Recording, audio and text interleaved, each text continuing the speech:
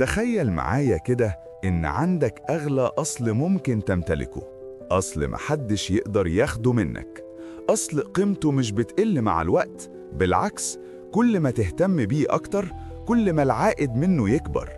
أصل ده هو أنت.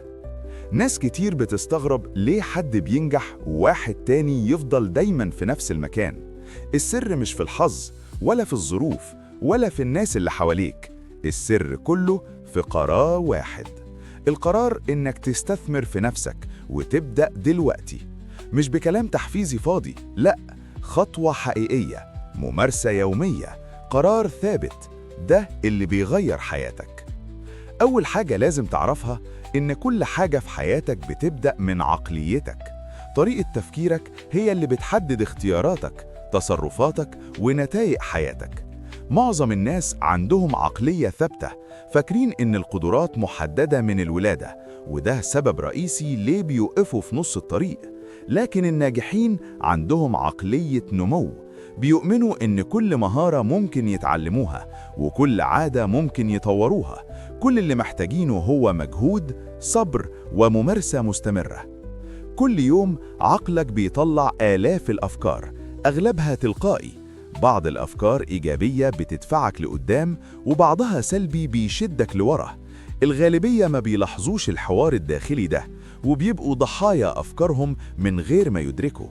لحظة قبل أي خطوة مهمة دماغك بيقولك مش قادر أو أهو هيحصل فشل، لكن كل اللي محتاجه هو تبدأ خطوة صغيرة، خطوة واحدة، دقيقة واحدة، 5 دقايق، ومع كل خطوة القلق يقل والطريق يبقى أوضح. الخوف، إحنا كلنا بنخاف، لكن الناجحين يتحركوا رغم الخوف. ما تستناش الخوف يختفي، ابدأ بحاجة صغيرة كل يوم وهتلاقي الخوف الكبير بيتصغر. الشجاعة مش غياب الخوف، الشجاعة هي إنك تتحرك رغم خوفك. كل مرة تتغلب فيها على خوفك ثقتك في نفسك بتزيد والمقاومة بتقل، وبتتكون جواك عادة اسمها الشجاعة. ركز على اللي عندك بدل اللي ناقصك. الامتنان مش بس كلمة، ده سلاح. كل صباح خصص 5 دقايق تكتب 3 حاجات ممتن ليها، حتى لو بسيطة: صحتك، عيلتك، فنجان القهوة الصبح. الدماغ بيبدأ يلاقي الإيجابيات وطاقة يومك بتتغير. التحديات والفشل ما تخافش منهم، فكر فيهم كمعلمين مش كأعداء. كل تجربة صعبة بتعلمك حاجة جديدة، كل غلط بيقربك خطوة للنجاح. تفتكر توماس أديسون لما اخترع المصباح فشل آلاف المرات لكن ما استسلمش، كل تجربة كانت درس. النهاردة المهارات هي العملة الحقيقية، الشهادات مش كفاية. اللي يميزك عن غيرك هو إيه اللي تقدر تعمله، المشاكل اللي تقدر تحلها، القيمة اللي تقدر تضيفها. ركز على إتقان 2-3 مهارات كل 6 شهور بدل ما تتشتت نفسك في 20 حاجة. اتعلم مهارات تقنية صلبة وتعلم مهارات ناعمة، خلي عندك مزيج من الاتنين. ما تتعلمش في الكتب وبس، طبق اللي اتعلمته في مشاريع حقيقية. اطلب ملاحظات، خد النقد بصدر رحب، كل غلط هو درس يقربك للاحتراف. استثمر في نفسك مادياً، اشترك في دورات، اقرأ كتب متخصصة، احضر ورش. كل جنيه تصرفه على نفسك بيرجع لك أضعاف. ابني محفظة أعمالك، وري الناس شغلك، ده بيخليهم يثقوا فيك قبل ما تقول كلمة. وصحتك أساسية، جسمك هو المركبة الوحيدة اللي هتعيش بيها طول حياتك. لو تجاهلتها كل حاجة هتبقى صعبة.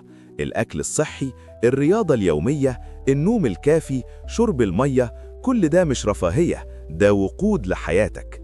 الرياضة مش بس عضلات، هي طاقة وحيوية وتركيز. والنوم مش وقت ضايع، النوم وقت جسمك يعيد شحن نفسه ويثبت اللي اتعلمته. فلوسك لازم تشتغل معاك مش ضدك. افهم الفرق بين الأصول والخصوم. الأصل بيجيب لك فلوس، الخصم بياخد فلوس منك.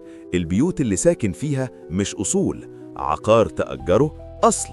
العربية الفاخمة خصم، المهارة اللي اتعلمتها وبتجيب لك دخل أصل. ابني صندوق طوارئ، استثمر صغير ونوع في استثماراتك. كل سنة اتأجلت فيها الاستثمار بتكلفك آلاف في المستقبل بسبب الفايدة المركبة. العلاقات الاجتماعية ثروة حقيقية. استمع بصدق، تواصل بوضوح، حط حدود صحية، واختار مين تقضي وقتك معاه بعناية. المسامحة مهمة، لكن كن حكيم في منح الثقة مرة تانية. عبر عن تقديرك للناس اللي حواليك بانتظام، حتى بابتسامة بسيطة. ده بيخلي الروابط أقوى والناس أكتر سعادة، وإنت كمان. في الآخر، كل يوم خطوة صغيرة. جسمك، عقلك، فلوسك، علاقاتك، كل مجهود صغير هيتراكم، ومع الوقت هتلاقي نفسك نسخة أقوى، أكثر وعياً، أكثر صحة، وأكثر نجاحاً. النسخة اللي دايماً كنت نفسك توصل لها. ابدأ دلوقتي، خطوة صغيرة، دقيقة واحدة، 5 دقايق. المهم تتحرك، وكل يوم هتلاقي فرق. النهاردة هو بداية النسخة الأفضل من نفسك.